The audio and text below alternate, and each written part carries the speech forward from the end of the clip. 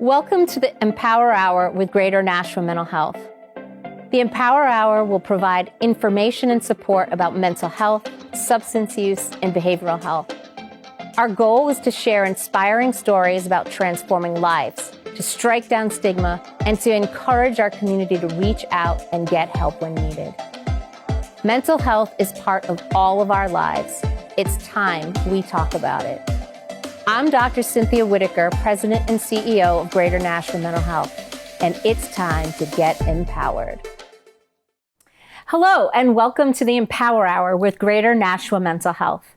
I'm Dr. Cynthia Whitaker, the President and CEO of Greater Nashua Mental Health, and we're proud to sponsor this show of Empower Hour to help people live their empowered lives. Today, we have a special topic where we're going to be talking about grief. So this might be a topic that's activating for some folks. So we encourage you to go slow, listen in parts, whatever you need to do to take care of yourself. But I would encourage you to listen if you can, because grief is a normal part of our human experience. And that's why we want to have this conversation today. I'm very grateful that Whitney Hall, the bereavement coordinator from Home Health and Hospice Care, is here with me today to have this conversation. Welcome, Whitney. Thank you. Thank you for being here. And I'd love for you to just start with what is your role at Home Health and Hospice Care, and how you got into grief work or bereavement work. So I'm the bereavement coordinator, which is kind of a strange title. What that means is I direct all of our outreach programs to our hospice patients and their families before and after a loss, to make sure that they have the grief support they need. And we follow folks for about 13 months or more, if they need it, to make sure that they have their grief support. So that's what I do at the hospice. I love it. I feel very strongly about grief work. I came to hospice about little over 7 years ago, and really found that it's such a hands-on, caring experience. And I had come from clergy work. I was a clergy person for 20 years, and just found that hospice really fits in this niche, hospice care and grief care, of being able to give hands-on support to folks, and really, with the grief side, to just provide direct support and encouragement and normalization, and say, it's okay, we're here for you as you go through this grieving journey. So I love it. There's already so much I want to ask about it in that little intro you gave. So one, you talked about how long you walk alongside folks, right? How long of a journey grief is. And then that you're providing supports and just the tools and resources that folks need. So I don't know where you want to start. Maybe it's, what's your definition or your experience of what is grief? Yeah. So grief is our emotional response to loss. And I would add also to change. Almost all grief is connected to change. Of course, in my work, I work a lot with people who have experienced a loss because of death, which is, of course, a change in which we have very little control over. But any change can bring grief. And I feel strongly that we could all use some tools to just navigate how grief shows up in our lives. The most important is the one you already said, which is that grief is normal, that it is okay to be heartbroken. It's okay to be sad. It's okay to find coping with grief difficult. It's okay to not know what to do, because we don't often talk about it that much. So it's a little bit of a kind of secret subject sometimes. So I think we start with kindness to ourselves, and that it's okay to feel how we feel. And that includes sadness and heartbreak and exhaustion. And anger. Anger, frustration. Often that comes from a feeling of hopelessness, because something has happened. A lot of times the worst thing or one of the worst things has happened, and we can't control that or change it or fix it. And so we have this real helplessness. And so that can lead to anger and frustration as part of grief, for sure. So yeah, all those various emotional responses. But it's not always on that side of the scale. Sometimes, for example, when someone has been sick for a very long time, and someone's been taking care of them or been worrying about them for years and years, sometimes they might feel relief or a sense of gratitude, that they are at peace. And that's okay too. That's part of our grief is to be at peace as well. So it can be quite a mix of emotions. And so it's a normal human response to an unwanted or unexpected change. Yeah, exactly. Yeah. That's exactly right. Yeah. Yeah. And I think too, one of the things that you started to talk about in there is like how the meaning too behind some of grief that we make of it. And like, to me, I think about like stages. Often people talk about acceptance, right? And it's not acceptance, yay, I'm come to love what happened to me, right? No, but yes. it's more about accepting the reality. Right. But like a deeper step is, and now what? And now what? So I would say that I'm not a big fan of stages of grief. I talk about the spirals of grief. Yeah. Because I would say that we come in and out of those emotional responses multiple times over in our grieving journey. Indeed. So we have shock and we come back to shock a few months later. We have anger and frustration and we come back to anger and frustration. We might have peacefulness and contentment and then feel like it kind of slips away and then we come back to it. And so we really move in and out of those emotional responses. I would say when we're talking about loss related to a death, usually over the course of a year and a year and a half, maybe even 2 years, it's a real cycle, a real set of spirals. I would say when we move towards the healing side, as we move towards kind of having processed and having walked through everything, then we do start to get that question of, or what does this mean? Or what do I make of it? Or what do I do now? A huge question, because grief is also an identity crisis, especially when it's due to a loss.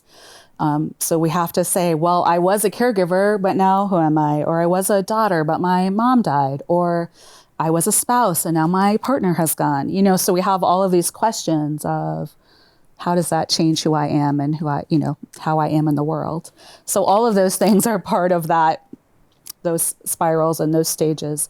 But we definitely come to that point where we start to say, okay, well, what do I understand about this? And I think one of the signs that we are moving well in our grief journey over that time is to kind of be able to say, I recognize I had no control over it. If I could change it, I would. But the only choice that I have is to decide, what am I going to do now? And to be able to express some agency and some hopefulness and some sense of, okay, I get to decide what comes next and I'm going to start making those decisions. And that usually is what helps us get to the point of making meaning about it. Well, and I love that you're not saying, and the meaning making is something big, right? Because I think sometimes when people hear that, they think a 5K in somebody's memory, or something in somebody's memory. Yes. And it's not that, right? It's about renegotiating or choosing how now am I going to show up for the rest of my life with this change that I didn't want, yet that happened. Yes. And I say my personal belief about making meaning is very connected to how do we honor the love that we had for the person that we've lost, right?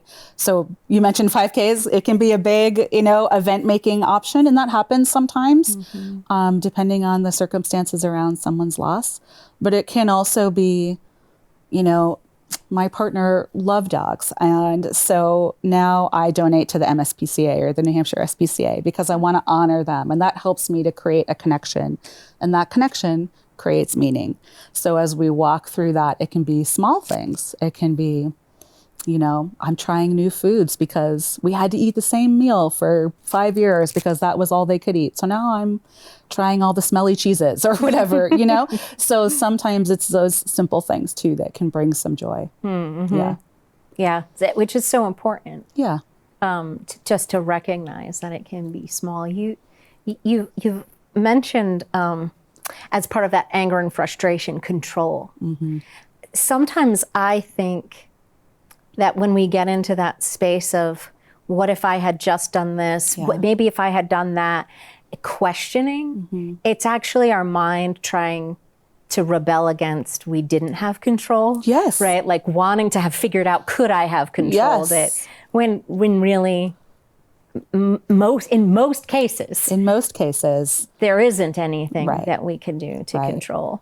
yeah, I think you're exactly right. That is often our brain kind of saying, I could have fixed it if only I had done XYZ. And most of the time, that's not true. One of the things that I talk about with my folks a lot is that we have to be kind to present self, Yeah. but we also have to be kind to past self, right? Nice way to put it. That the gift and the curse of hindsight, right, is that we look back and we say, well, if I had known.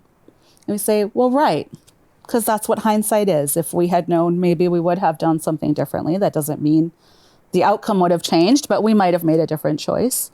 But that's okay to look back and to say, I regret that, or I wish I had done something different, or I could have done something different. That's okay.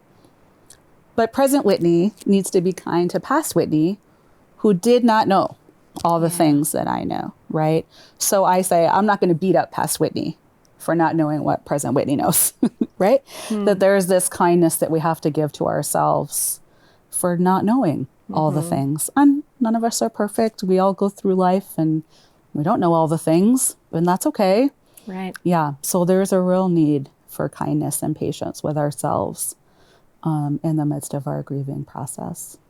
Well, and I think the urge to want to fix is something we experience for ourselves, right? Like, oh, I need to get over this quickly, or I have to fix this, or Yeah. But it's also something that I don't want to say victim to, but that others push upon us as well. Like, we want to fix other people's grief Yes. when they're in a grief journey, and how hard that can be for the person who's sitting in grief. Yes. I think that when we see someone we love hurting, someone we care about, of course we want to help them hurt less, right? That's a natural human tendency as well. And so as people supporting, we have to kind of be able to say, I'll be with you in your hurt. I can't make it better, and that's okay. It's really hard for grievers. I think grievers a lot of times feel like people want them to get better quickly. Yeah. They reach a certain deadline. Sometimes it's 3 months, sometimes it's a year. And often we'll say, everybody thinks I should be better. And I'll say, do they think that? I mean, sometimes people say that straight out. But a lot of times we have in our minds, just like with everything else, we think that we know what everybody else is thinking about us, right? And of course, that leads to all kinds of misunderstandings and challenges, right? And so to remind ourselves, A, that we don't know what anyone else is thinking, but B, it's okay for us to do what is right for us, even if that doesn't always work for everyone else. And so sometimes it's okay to say to friends and family, hey, I'm sad and I don't need you to fix it. It's okay. Sometimes just naming it is really helpful. Or saying, sometimes, especially in family systems, everyone's trying to protect everybody else. So there's a lot of, well, I don't want to make them sad, or they don't want to make me sad. So there can be kind of a lot of everyone talking around because they don't want to upset each other. And I'm a big fan of, it's okay to say to somebody, hey, I would love for you to tell stories about my loved one. It'll probably make me cry. It's okay. You don't need to fix it. Just keep chatting. My tears will be okay. And we'll just keep going, right? That sometimes we can let the air out a little bit just by simply naming that it's not fixable. And that's okay. Right. That sadness is normal. Sadness is normal. I mean, when we love and experience change, loss, it's normal to feel sad. Yeah. It's normal. And all depression is not clinical depression. Right, exactly. Right. And, not everybody needs to go to a therapist because they're still sad or crying over something. It's simply a normal response. It's okay to be sad, right? It's okay to have your heart broken. Yeah. Sometimes we talk to folks, they've been married 55, 60 years, right? And that one spouse has died, and every part of their world changes. Imagine that. Of course they're going to be sad and heartbroken. So our patience for each other really has to be high. But it's so normal. Yeah, all those pieces are so normal. Yeah. I think sometimes too, when folks attempt to want to fix or want to help people hurt less, right? Because their intentions are often good. Yeah. Sometimes folks will say what they think is a nice thing, but in the moment is actually hurtful. Yeah. I'm sure you've heard it said, or heard many stories of things said. Is there a advice you might give to somebody on what to say or not to say to somebody who's grieving? It's really hard. I mean, I think because in part, sometimes the things that might bring us comfort might not bring somebody else comfort. So I think it's really tricky. I think the best thing to say is simply, I see your sadness and I'm here with you, right? So, I might find comforting for myself the idea that maybe God is in control, but not everybody is going to find that comforting, right? Or that might even be a source of anger or hurt for some folks. Or someone might say, well, they're in a better place or their suffering has ended. And they mean that with good intent and with comfort, but that doesn't necessarily help the person who wishes that the person they love was still here, right? So I just think recognizing that even though something brings us comfort, it might not comfort someone else. And to just say, I'm here with you. I love you. I care about you, whatever the words are that are appropriate for the relationship. And to be present in that way. And if I could add, when we're supporting grievers, to be specific in our offers of help. I think a lot of times people will say, with very good intention, if you need something, call me, or let me know if I can help. That's really overwhelming for most grieving folks. New Englanders in general, not good at asking for help. Perhaps you've encountered that before. And in addition, when we're grieving, particularly a loss of someone to a death, our brain is just can't kind of put all those pieces together real easily. And so it just becomes overwhelming to kind of figure out, well, who can I ask to do what, or, what's okay, what's not okay.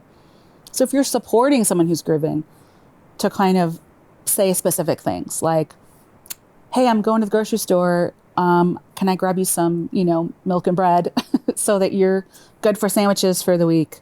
Or, hey, I'm going to take my trash out. Can I take your trash out so it's ready to go on Monday night? Or, do you need anyone to drive your loved one's car around so it's not just sitting in the driveway? Can I drive it around the block for you? Things like that are specific. Or I'm planning to make such and such for dinner. I'd love to make a second one. Can I bring it over tonight or would tomorrow be better? Yes, exactly. Right. Still giving choice, because I know a lot of folks give that more generic offer because they don't want to intrude. Right.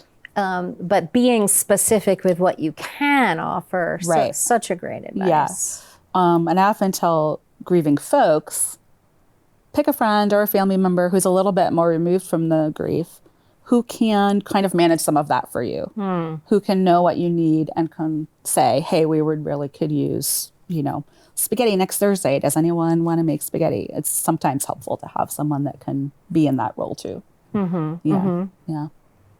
Yeah, for sure. And certainly for me, the words "at least" are never part of anything. Yeah. Like whether it's even a divorce or a breakup, right? Which could be traumatic and cause grief, right? Yes. Well, at least you know what they're really like now. At least it was now, not like never any sentence that begins with "at least." Yes. Even if it's well intended, because it's very dismissive of the heartbreak and the hurt that the person is currently experiencing. Yeah, that's great advice. Yeah, for sure.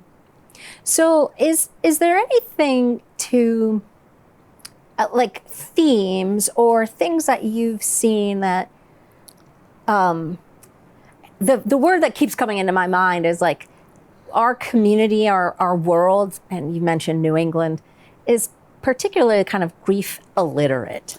Like we don't quite know how to respond, how to talk about it. So is there anything that you've seen as a theme that you really want people to understand or to get literacy, if you will, about? Yeah, I mean, normalcy is the big one. Yeah. That our sadness is okay. I think in our particular setting, also that our time expectations for grief are probably really, really short. Yeah. And that we should have a much longer sense of how long it takes to process grief. Generally 12 to 18 months, give or take several, Right. you know? And so to have a sense of that it's not something that's a few days or a few weeks or a few months. And so that allows us to breathe a little bit in our grief instead of, I have to run to solve it or run to fix it or run to make it better. So slowing down that time Yes, expectation. exactly. Yeah. That it doesn't have to be quite so, you know, I have to urgently resolve my grief. No, it's okay to let it be what it is. I think thematically for folks in terms of what we all should know about grief, you know, again, is that grief is a paradox in that it is both fully universal and fully individual, right?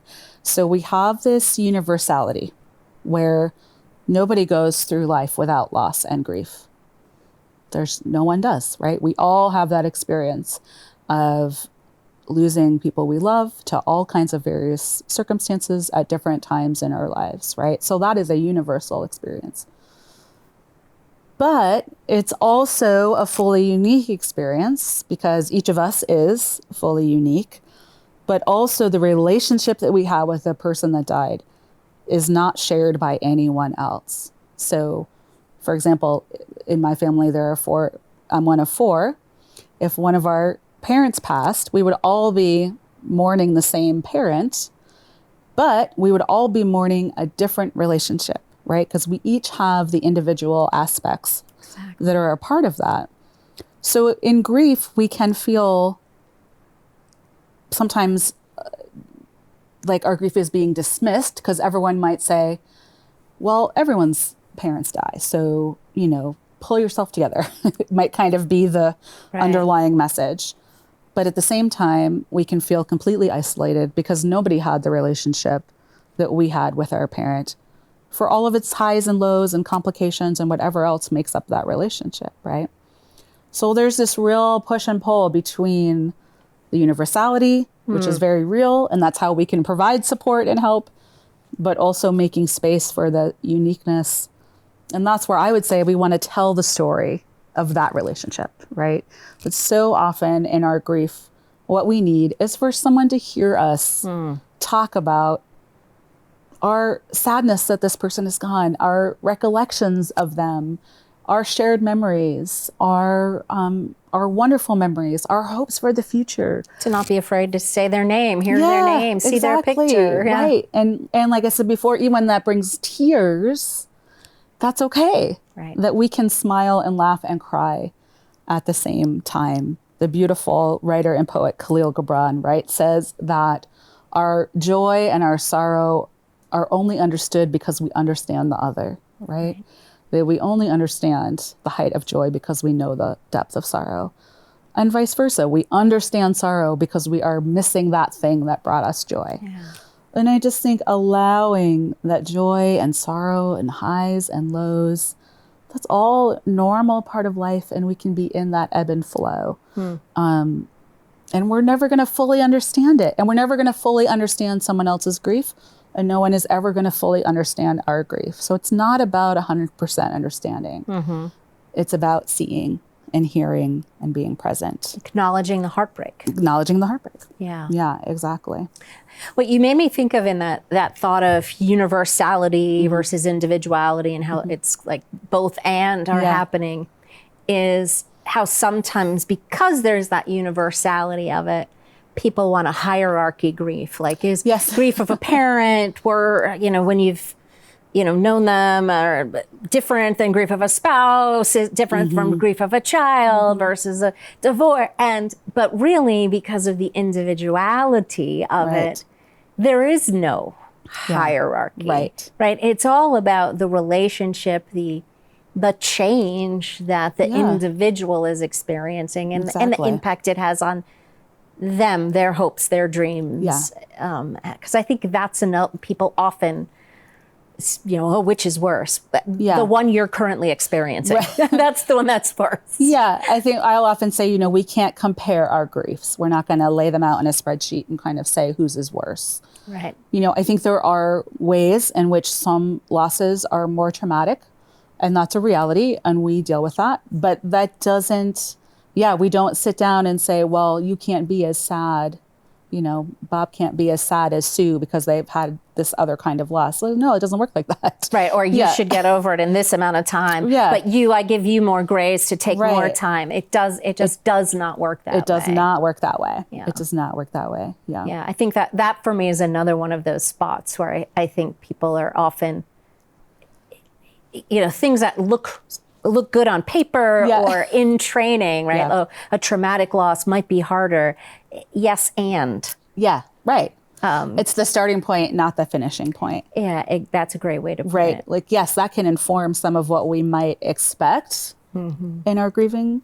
Maybe. But not always. Right. And certainly as we move through that grieving journey, there are going to be just so many differences and so many things that impact what that feels like for any one person. Yeah. Yeah. I think, and you mentioned like that spiral of grief. I do think, when Kubler-Ross was talking about the stages of dying and then modified them to the stages of grief, with David Kessler, they did say they're not linear stages, right. But I think when people hear the word stages, just the word stage, almost makes people think that they are. But I love that idea of spiral, because I think there's also spiral of life. Right? I mean, I shared with you my own grief journey, right, of losing children, having twins who were stillborn, and how there was that grief spiral journey in the beginning, and now flash forward, 10 years later, it still comes up every now and then, right? Like, they would be moving to middle school now, or, my other daughter is learning how to drive. She could have moved them around, and how that's normal too. Yes. Right? Even though, quote unquote, you're over it, or you've worked through the grief journey in the acute phase. Yes. There's still a long-term impact that comes up from time to time. Yes. So you use the word acute. I like to use acute and chronic grief, that we have this acute grief stage that lasts, I use the word stage, phase that, lasts however long it lasts. And it can literally be months to years, however long it lasts. But then it's not that we kind of are never sad again or never have grief again. It's really that we move into a more chronic stage, and that we have flare-ups, that the grief, something, reminds us, and we have a memory or we have a recollection and we feel that sadness. Or just like you mentioned, we get to a benchmark moment of some kind and recognize that person should be there and they're not there. And so that brings grief. Or even just our own sense of, oh my gosh, it's a beautiful sunset and I wish they were here, that I could, point to them out the window and say, look at this beautiful sunset. So we really or have send them that. a text message. About or send them a message. Yeah. I mean, I'm a huge fan. I'm glad you said text or send a message. I'm a huge fan of write a letter to your loved one that isn't here. And send text. Some people keep their phones, and so you can send text. And I think doing that, writing a letter, just kind of updating, can help us to feel like we're maintaining that connection. In Worthen's Tasks of Grieving, which is another way of understanding the work of grief and grief journey, one of his main tasks is that we maintain the relationship. Because here's something we don't talk about a lot, is that just because somebody dies doesn't mean that we don't have a relationship with them anymore. Correct. Because we carry that whole history of ups and downs and stories and memories. And that connection isn't gone just because the person is not physically present. And while we might all believe different things or have different ideas about what happens in life after death, we all carry those connections with us, right? That relationship is still there. Stays. It's a part of us. It's part of what makes us who we are. Yes. So allowing ourselves to, sometimes I say, let ourselves dip our toe in that pool, allowing ourselves to touch that connection, whether it's through just talking out loud to the person and saying, oh my gosh, you should hear the rain today. You know, it's crazy.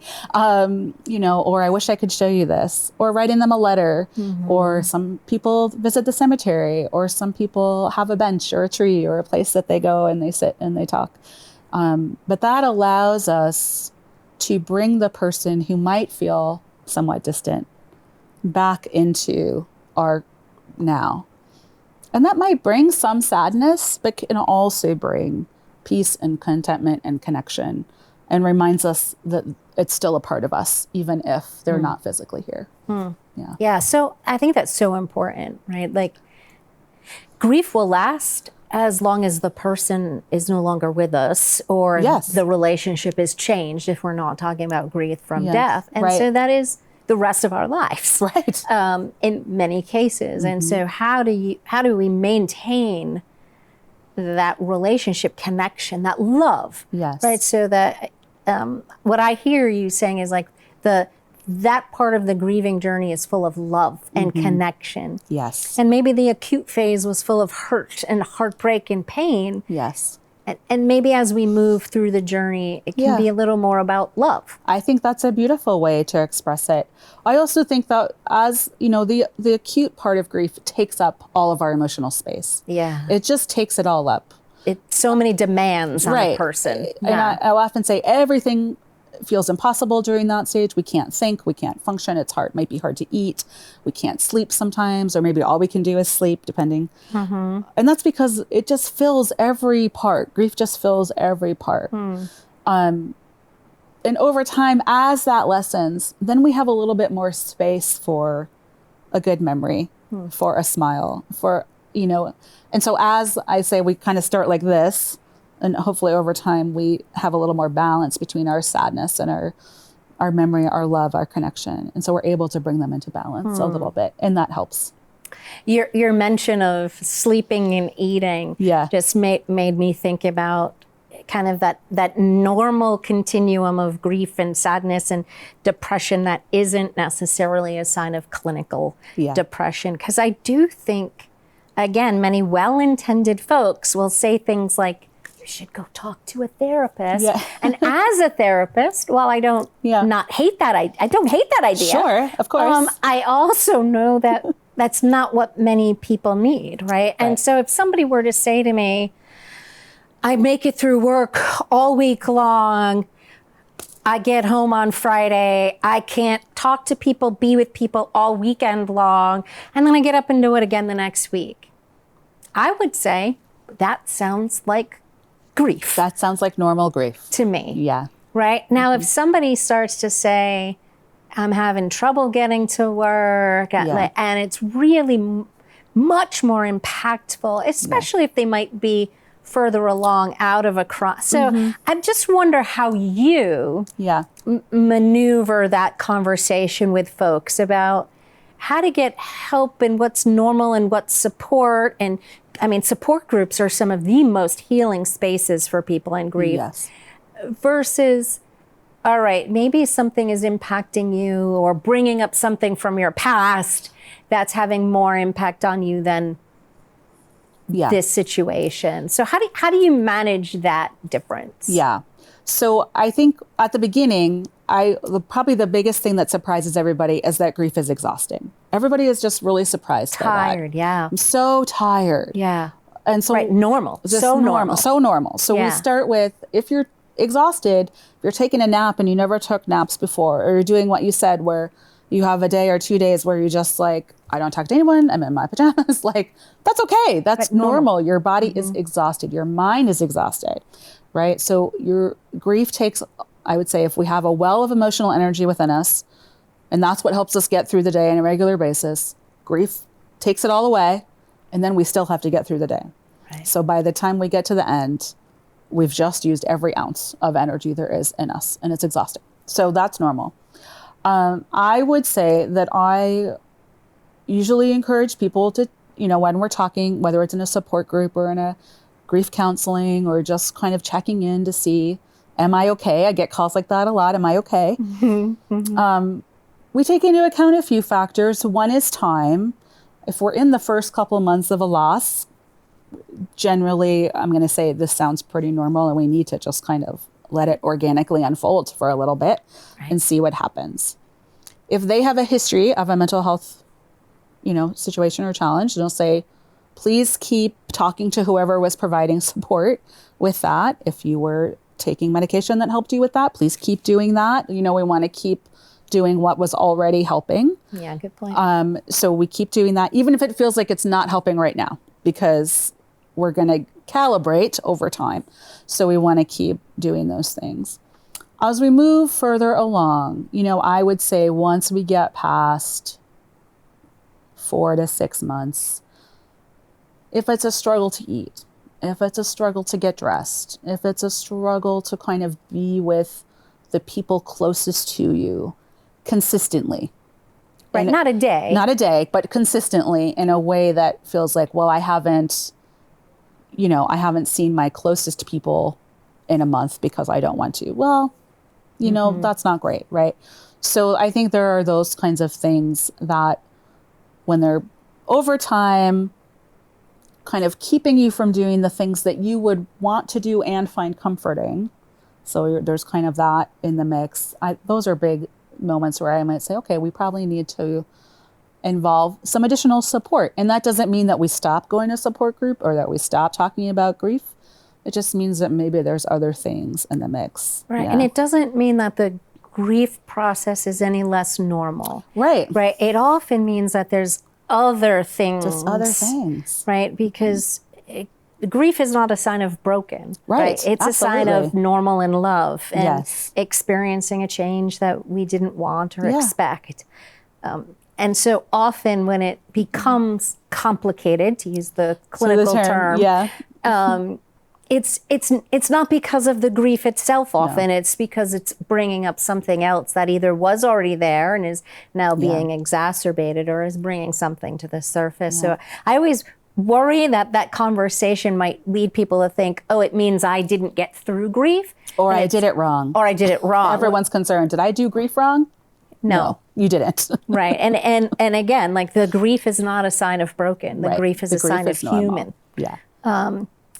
And for some of us, because of other things we've lived through, gone through, how we're wired, may need extra support in that process. And sometimes I will kind of, lay out for folks, this is what I, see as kind of normal grief in your experience. But you sound like you're worried. So you tell me what you're worried about. And then we'll kind of take it from there, right? People know themselves. And so we can trust kind of our instincts about ourselves sometimes. Right. So we can kind of say, this feels like grief, but I'm worried about this part. And that can be a start of that conversation as well, to kind of trust our instincts and our perspective of ourselves as well. And because our society has been grief illiterate or not so open about grief journeys, often we do those in silence. Yes. People don't know what's normal or not normal. Yeah. And I think that's also part of why a group can be very healing, because you realize, oh, I'm not in this alone. Or you witness somebody else doing I should have, could have, would have, and then you go, oh, I'm doing that too. Yes. And so there's just so much, just importance of that normalization. Yeah, absolutely. Yeah. I think, groups absolutely provide that, and we provide many support groups throughout the year for grief and grief support. Sometimes those are very specific to a kind of loss, like loss of spouse or loss of a parent. Sometimes they're more general. But they absolutely provide that sense of, I'm not in this grieving journey alone. It looks different for different people, so it's helpful sometimes to see what it looks like for different folks. And it also just gives a free space, because we do feel so hesitant a lot of times to share our sadness, that it gives a space. It gives a space for us to do that. In just that, can allow us to kind of, okay, I took a deep breath. I talked about my sadness. I was in a space where I knew no one was going to be bothered by that sadness. And that helped me to find the energy I needed to get through the next set of days or next period of time. So yeah, that's all a part of that. Yeah, often that's really what a lot of folks need, is just a place to be sad and not have someone try to fix that sadness with, whatever well-intended things they might say. Right. If there's an attempt to fix it instead of honor it, support it, just sit with it. Another word people use is witness it. Yes. Right. But when you witness it, you're not changing it or manipulating it. You're simply sitting with the person in it. Yeah. And you're saying, we are hearing your story, and your story is important, and the person you loved was important, and your loss is important, and the challenges that loss brings are important, and it's okay to not have them all figured out. Right? It's okay to not have them all figured out. I want to go backwards for a minute, if I can, with something that reminded me about just sadness and grief in general, but I think is important to know, that is maybe different than our other emotional experiences. So I often say that our new grief links to old grief.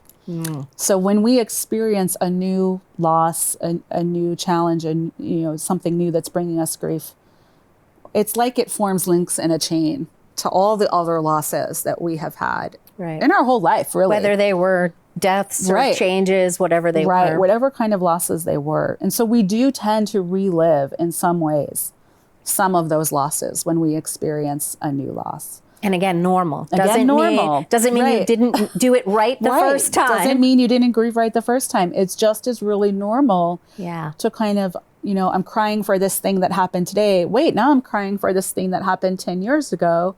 And it's normal. Our body works that way. Our mind works that way, particularly with grief, that we tend to have this real long chain of events. And so that's okay. I just think it's important to say that. Is there anything else that we haven't chatted about that you would love people to walk away with or know? I think that you will get tired of being sad. I don't know if you experienced that. I sure did. Yeah. And when you get tired of being sad, that's okay.